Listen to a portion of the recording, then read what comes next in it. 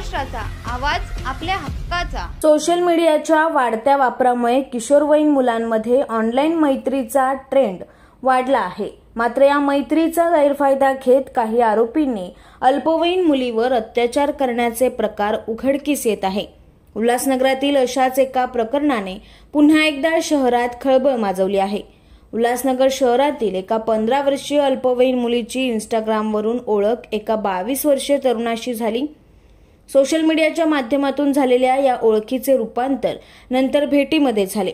या भेटीच्या दरम्यान आरोपीने पीडित मुलीला लग्नाचे आमिष दाखवून तिच्यावर अत्याचार केला। त्या काही महिन्यांपासून पीडित मुलीच्या पोटात सतत दुखत असल्याने तिच्या पालकांनी तिला तपासणीसाठी रुग्णालयात नेलं।